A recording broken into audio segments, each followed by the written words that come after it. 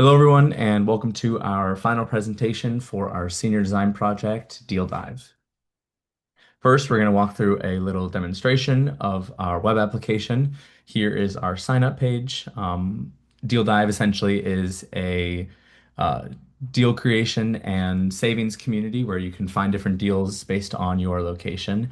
Everything from restaurant deals to groceries, even department stores. So I already have an account, so I'm going to go ahead and sign in right here. As you can see here, our initial page is our list view page where you can discover deals based off your locations. You can see how far away you are. As you can see, we have a bunch of other deals already created. You can also view them in map view where you can actually view where they are on a map. So here we have a few different deals at Publix. So first, we're going to go through how we actually create a deal. So in our navigation tab, we have a page for create your deal. You go ahead and title your deal. So this is going to be BOGO. Um, we'll do BOGO burgers at Applebee's. So it's going to be buy one, get one burgers at your local Applebee's. So we can go ahead and pricing. Normally this would be $20 for two burgers, but now it's only $10 for two burgers. So we'll say this is restaurant service. Some of the tags we can create is BOGO, burgers, Applebee's, late night finds, whatever user defined tags you want to create. Those are things that can be filtered on later on the home page again. We can go ahead to our location. So within our location, we used Google Maps API, so you can scroll around in the app to find your location. You can search for it. So we'll do this Applebee's. It's right close to my location, and then as you can see, it pinpoints the deal at that specific location. So we can go ahead and submit our deal. Successfully created it. So now we can go back to our home page, and on the map, we should see an Applebee's deal right here now. So we can actually go ahead and go back into that, view the details of it. So on our details page, you can see all of the user-defined tags that were created, the actual category for it, any other details about it. Since I am the owner, I have this button called Edit Deal here. So I can go ahead and edit the deal.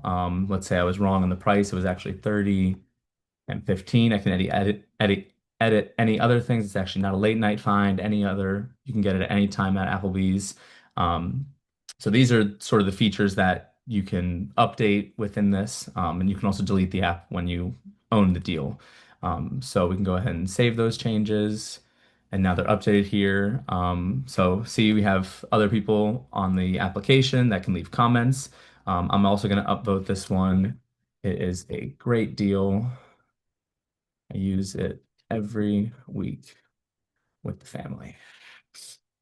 So that's how you can actually view these deals. Another way to find the deals that I've created is through our My Deals tab. So these are all the deals that I have personally created within the application. Here we can see our BOGO Burger at Applebee's. And as you saw previously on the deal view page, there's also a saved feature. So deals that are yours or other people's deals. As you can see, I don't own this 50% off garlic knots deal, but up here I had the option to save it or not save it from whoever created this, and then I can view those easily within the saved deals page. So then finally, last thing we sort of have to look at is our overall filtering. So here are the features that we have created in order to be able to filter on. One of them is distance. So if I only want things within a mile, so they're walking distance from me, I can apply that. Now you can see I only have things that are based off my location. And for location services, we just used the web browser's location services so that it easily integrated with the Google Maps API that we had utilized. I can filter on anything from any of the categories that we have created. So I only want restaurants. All right, so now I have food that I can find within a mile or a walking distance from me. But let's say I only want BOGO deals. I can add those in, and now we have my BOGO burger at Applebee's that's available there. Some other things we can filter on, again, the saved deals only, so I can only see things that I've personally saved. So if I click into any of these, saved right here, I can go back into my list view here.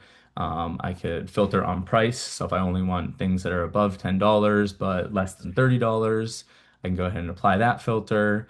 Or even upvoting. So I only want things that have been upvoted at least once. So they're not just brand new fake like deals that no one's upvoted at all.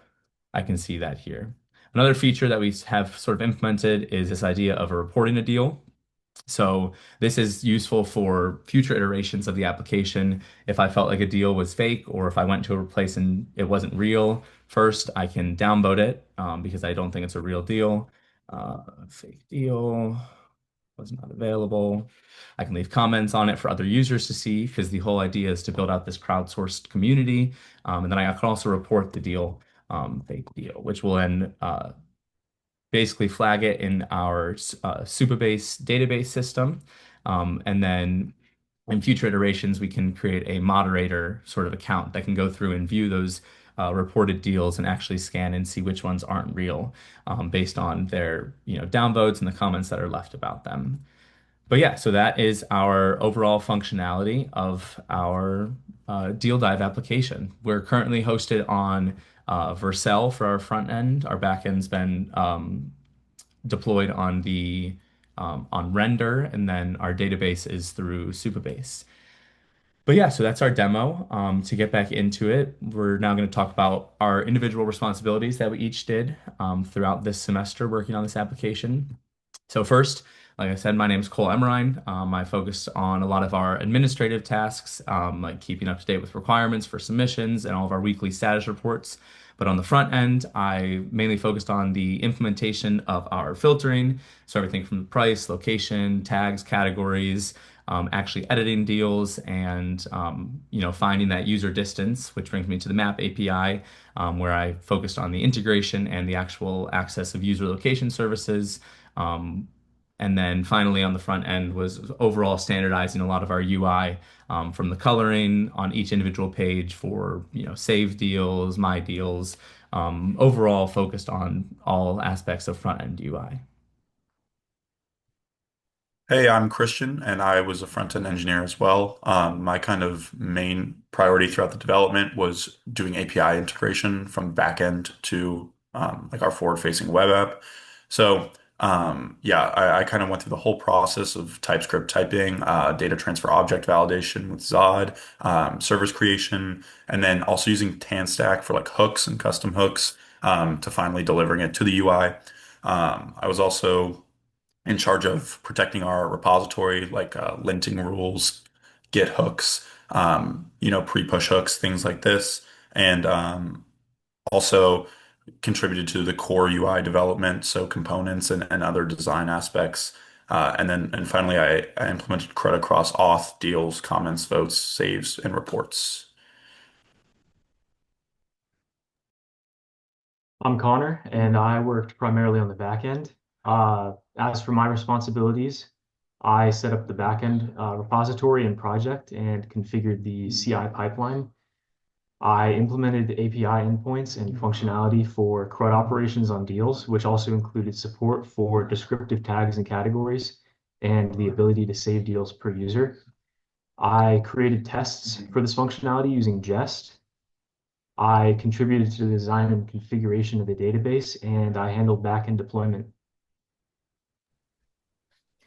Hey, my name's Ian Kelsey. I'm a backend engineer.